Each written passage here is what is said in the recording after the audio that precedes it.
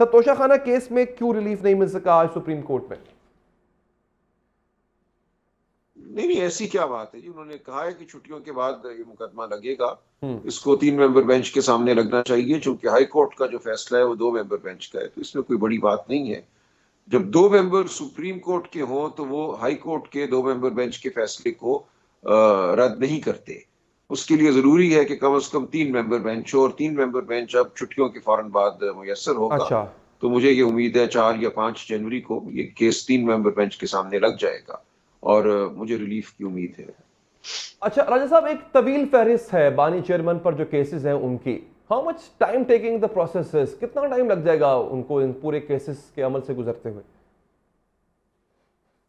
नहीं, वो अपनी जगह बात है, लेकिन उनकी जी। जो कन्विक्शन हुई है, जिस केस में उनको सजा हुई है, वो सिर्फ एक ही है, और वो तोशाखाना है।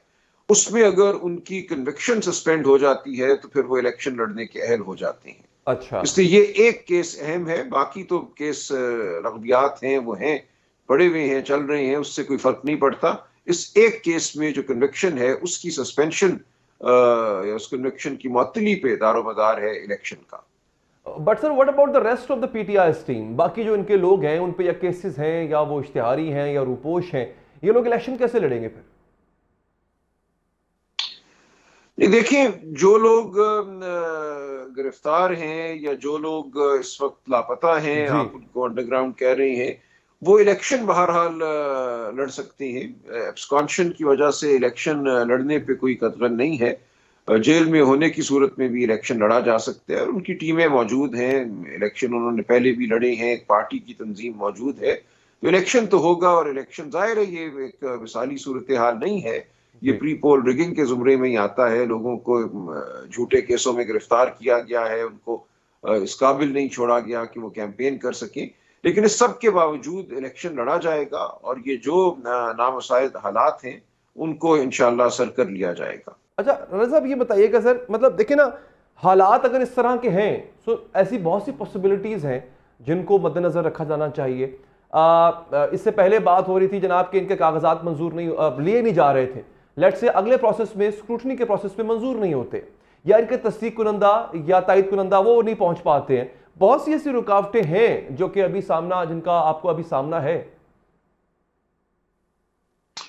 देखिए, ये भी हो रहा है, बिल्कुल हो रहा है। मैं जाती तौर पे इस बात का गवाह शाहिद हूँ। मुख्तलिफ आर ओ साहिबान के दफातर में तायद कुनंदगान को, सेकेंडरी प्रपोजर को अंदर जाने की इजाज़त नहीं दी गई।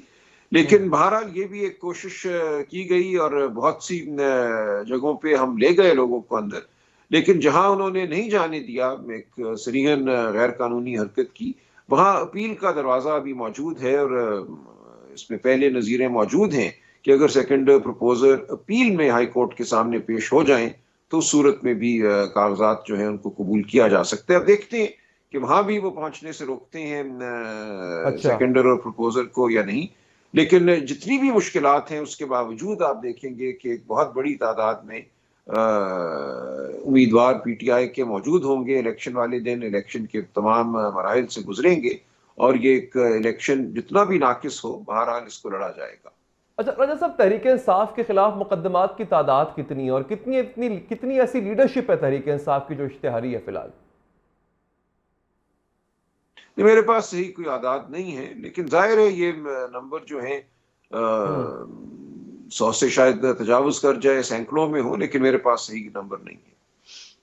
अच्छा सर, ऐसे ना तो देखिए, तौहीन अदालत केस में सुप्रीम कोर्ट तो सर वाज़ेह हिदायत दी जा चुकी है, वो कह चुकी है। सुप्रीम कोर्ट अब आपके लिए मजीद क्या करे? मतलब आप दोबारा सुप्रीम कोर्ट 2 बार जा चुके हैं supreme court, what next now?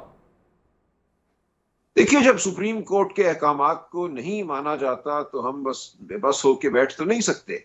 वापस तो अच्छा। अदालत के पास ही जाना है। अब ये अदालत का काम है कि वो मजीद ताकीद करे, अपने इख्तियारात का इस्तेमाल करे, किसी को सजा देनी है तो सजा दे। इलेक्शन कमीशन के अपने जो अराकीन हैं, जो डिस्ट्रिक्ट इलेक्शन कमिश्नर्स हैं या प्रोविंशियल इलेक्शन कमिश्नर हैं, उन्होंने भी एक खत लिख दिया है इलेक्शन कमीशन को कि हम्म। सूबे में, खासकर सूबा पंजाब में सख्त मुश्किल पेश आई है। बाज हलकों में तायद कुनंदगान को, उम्मीदवारों को इलेक्शन के अमल में शामिल होने के हवाले से, कागजात जमा कराने के हवाले से, तो ये बात तो बिल्कुल वाज़ेह है कि इलेक्शन कमीशन जो है एक यकीनी तौर पे लेवल प्लेइंग फील्ड जो है कायम नहीं कर सका। ठीक है राजा साहब, आपका बहुत बहुत शुक्रिया, आपने प्रोग्राम के लिए वक्त निकाला।